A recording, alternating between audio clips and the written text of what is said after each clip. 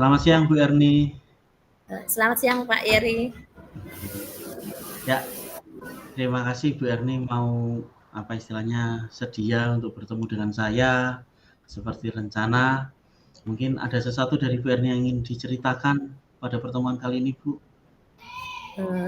Apa yang ingin saya ceritakan itu terkait dengan murid saya Pak, yang Ya. kelas 1 itu, eee, saya antara bingung ini bagaimana cara saya untuk bisa mengajar membaca Pak, bagi yang anak-anak yang, sudah yang belum bisa membaca. Karena, eee, dari 33 anak murid saya itu, eee, sebagian kecilnya belum bisa membaca huruf begitu, kemudian kata dan itu berbeda-beda Pak, sehingga saya Hmm, bingung bagaimana maksudnya untuk memulainya. Ya semoga rencana pertemuan ini itu saya ingin mendapatkan kira-kira saran, mungkin ya sharing juga sih Pak dari Pak Yeri terkait dengan ini. oke. Jadi menurut Bu Erni dengan masalah apa tadi anak kelas 1 ya, anak kelas 1 Iya. yang masih belum bisa membaca itu, apa sih yang Ibu Erni harapkan dari yang kita obrolkan pada kali ini, Bu? Eh, saya ingin memunculkan ide-ide untuk bagaimana cara untuk supaya murid saya itu dalam kurun waktu pertengahan semester ini tuh sudah bisa membaca dalam cerita pendek semuanya begitu, keseluruhan siswa. Oh gitu.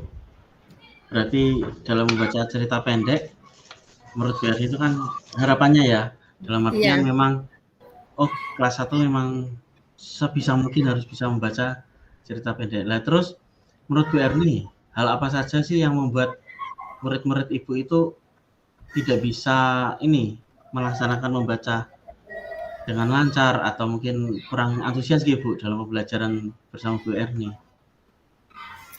Mungkin yang pertama itu ketika di kelas itu kan karena terlalu rame, Pak. Yang pertama terlalu rame, kemudian, karena terlalu rame itu sehingga harus membutuhkan waktu khusus ya, Pak, ya.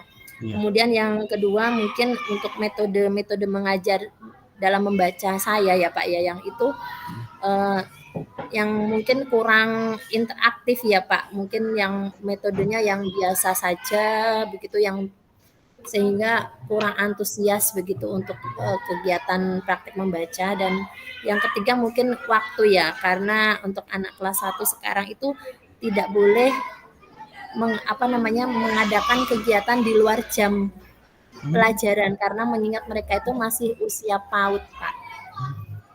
iya. Saya baru tahu malahan kalau kelas 1 tidak boleh ada kegiatan di luar jam mengajar. Atau mungkin karena memang untuk ini ya Bu, ketika untuk programnya ya kan harus memang Eh, kelas 1 PAUD kan masih ini. Oke, mungkin ada hal yang menurut pendapat Ibu, apa saja sih yang membuat murid-murid Ibu itu biar tidak bosan, biar asik dalam pembelajaran Ibu? Kira-kira apa Bu menurut pendapat Ibu? Mungkin dengan banyak Mhm. menggunakan media ya Pak ya, Oh media, media yang mhm, bisa ditemukan anak ya, yang mudah juga, yang menarik begitu, mhm, yang mungkin membuat mereka aktif di dalam kegiatan membaca. Jadi tidak hanya eh, melihat huruf angka yang dibuat di kertas atau di papan di kertas kain kain flanel begitu, yang mungkin yang lebih interaktif. Apalagi nih kalau sekarang itu kan sudah ke teknologi ya, mungkin anak-anak iya, dekat dengan teknologi, yang itu yang mhm, mungkin eh, membuat apa yang harus saya sediakan sehingga mereka antusias Pak. wah luar biasa Bu, saya sependapat dengan Bu Erni.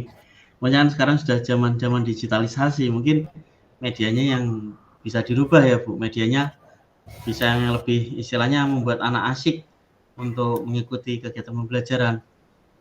Lalu apakah ini Bu, mengenai tugas yang diberikan pada murid-murid Ibu, apakah ada penyebabnya juga mungkin di situ menjadi kurang antusias untuk dalam melaksanakan kegiatan membaca?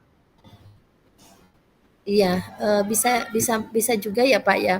Mhm, Eee, karena selama ini juga saya hanya apa namanya, memberikan tugas membaca itu hanya mhm, membaca di mhm, kertas ya, itu yang mungkin mmm, ya memang bisa salah satu yang membuat kurang antusias itu ya. mhm, oke. Ya mungkin betul sekali yang Ibu Erni katakan. Saya yakin juga misalnya Bu Erni bisa menggunakan media yang lain ya Bu, yang seperti tadi disampaikan, teknologi, terus kemudian Iya itu mungkin membuat murid-murid lebih antusias dalam pembelajaran. iya betul. Kalau boleh tahu Bu, sumber belajar yang digunakan Ibu Erni di kelas apa saja ya Bu? Sumber belajar yang saya gunakan di Iya kelas ini, eee, sekarang ya, iya, saya hanya ini Pak, eee, memakai buku, kemudian mhm, terus, kadang video juga ya, iya, itu sesekali saja ya. mmm, Seharusnya mungkin lebih lebih rutin lagi ya, Pak, ya, supaya lebih interaktif itu. nggih, luar biasa. Kira-kira untuk penggunaan media ini, apa, buku dan video, apakah ada hambatan lain Bu, yang misalnya menghalangi Ibu Erni untuk meningkatkan keinginan anak, antusias anak dalam membaca dalam pembelajaran Ibu? Iya, eee Mhm. hambatannya bisa jadi pada diri saya sendiri ya, Pak, ya, Mmm, yang malah mungkin diri? saya perlu banyak belajar ya, Pak, ya, dari, Mhm, eee, apa yang mungkin, saya harus banyak, melihat, video-video interaktif, mungkin saya mhm. juga harus membuat, eee, media-media yang itu kadang waktu saya waktu saya yang mungkin yang kurang itu ya, Pak. Oh, waktu kalau masalah waktu saya juga mengalami, Bu. Iya Jadi betul. istilahnya masih sama-sama ini. Jadi misalnya kalau dengan waktu tersebut jadi media tadi sudah ada ya, ada rencana juga media ke sana. Kira-kira rencana apa sekarang yang ingin Ibu lakukan untuk menyelesaikan masalah tersebut, Ibu? Rencana saya sih Pak, selain Mhm, di anak-anak itu diberikan lembar berupa buku untuk belajar mhm, membaca, saya juga, ingin saya juga akan menayangkan juga dari video YouTube itu. mmm, Mungkin kan sekarang kan banyak Pak itu iya, media-media yang digunakan untuk membaca. Kemudian saya rencananya juga akan mendownload aplikasi tentang belajar membaca itu Pak, kan mhm, bisa di HP. Nah mungkin nanti saya akan menyampaikan kepada orang tua untuk, membantu saya untuk, mhm. di rumahnya juga Oh sering iya, dilatih begitu Pak. oke. Atau mungkin ada cara lain, Bu, yang misalnya ada sesuatu ya, hal yang baru mungkin yang mungkin belum istilahnya belum pernah terlaksana di anak-anak usia SD, kelas 1 yang itu membuat menarik.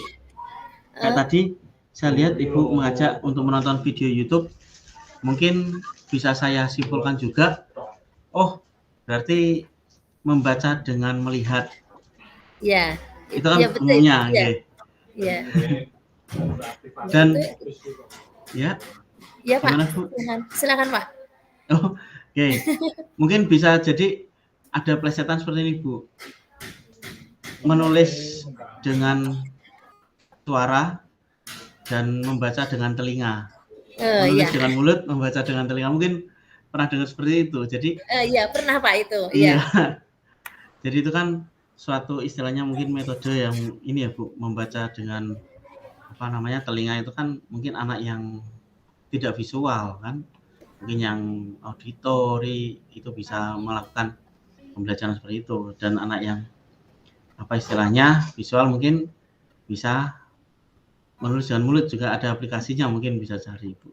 Oke, Iya, kira-kira dari rencana-rencana Ibu itu, ukuran keberhasilannya di mana, Bu? Yang menjadi eee, tolak iya, ukurnya? iya, Mhm, tolak ukur saya ketika nanti anak-anak saya itu di pertengahan itu bisa membaca. Itu yang mmm. ukuran tolak keberhasilan menurut saya. Dari berapa persen dalam satu kelasnya, Ibu? Mungkin ada Eee, kalau persentasenya? ya Iya, Kalau pengennya sih 100% Pak. 100%. Karena memang Iya, besar harapan bagi mhm, seorang guru kelas 1 ya Pak ya. iya, Ketika muridnya itu ya memang ini memang bukan untuk satu kewajiban juga ya Pak. Cuman kok ada rasa kepuasan pada diri saya ketika iya, nanti murid saya itu bisa membaca 100%. wes, luar biasa. Ya, bagus sekali rencana Ibu dan itu semoga mudah-mudahan berhasil sesuai dengan apa istilahnya, target keberhasilannya. Amin Terus amin. Ya. kira-kira apa komitmen Ibu terhadap rencana tersebut? Komitmen saya berarti, saya dalam, setiap hari Pak, itu saya harus Mhm, menyelipkan, itu rencana untuk kegiatan membaca itu ya mungkin menyolong-nyolong, mencuri waktu ya, mencuri waktu terkait dengan ini, supaya nanti, saya harus berkomit karena, setiap hari dan biar anak-anak juga tidak lupa dengan begitu dan terbiasa, intinya terbiasa Pak. oke, mungkin dengan terbiasa dengan apa yang direncanakan Bu Erni tadi, terus kemudian kira-kira siapa saja Bu yang mungkin ada di sekitar Ibu atau mungkin ada yang terlintas di pikiran Ibu, siapa saja sih yang bisa membantu Ibu dalam melaksanakan menjaga komitmen ini, Bu? Kalau, karena ini terkait dengan kegiatan pembelajaran ya, Pak, ya, yang bisa membantu saya yang itu berarti, rekan sejawat, kemudian orang tua yang bisa menjaga komitmen, yaitu, dan kepala sekolah yang bisa mengingatkan saya untuk supaya saya Wah, menjaga komitmen itu. luar biasa. Ya, kalau itu juga saya sangat mendukung, Bu. Maksudnya kan dalam artian memang kita melibatkan orang tua terutama rekan Iya sejawat karena kelas 1 juga tidak bisa lepas dari orang tua nggih, Bu. Ya iya, mungkin semoga apa yang menjadi rencana Ibu pada peningkatan kualitas anak dalam membaca, itu mudah-mudahan semuanya berjalan lancar, sesuai harapan Ibu, dan juga itu juga bisa menjadi suatu perjalanan yang indah dalam mendampingi anak-anak untuk membaca tersebut. Mungkin itu terima Ibu kasih ya, Pak. dari saya. Apa kira-kira bagaimana yang Ibu rasakan waktu menjalankan kegiatan coaching ini sebagai coach? Eee pertama senang sekali, Pak, dengan begini kan saya juga jadi mendapatkan ide-ide baru ya dari Iya, pembicaraan kita, apa yang Pak mhm, Yeri sampaikan juga, eee, itu menambah ide baru buat saya untuk sehingga saya bisa melaksanakan rencana yang sudah saya sampaikan tadi. Saya ucapkan terima kasih kepada Bapak Yeri ya, Pak, atas ide-ide iya. barunya, Pak. Oh iya, terima kasih sama-sama Ibu, terima kasih banyak. Mungkin atas waktu yang, apa istilahnya, diberikan pada saya juga untuk bisa menjadi teman sharing dengan Ibu. Oke,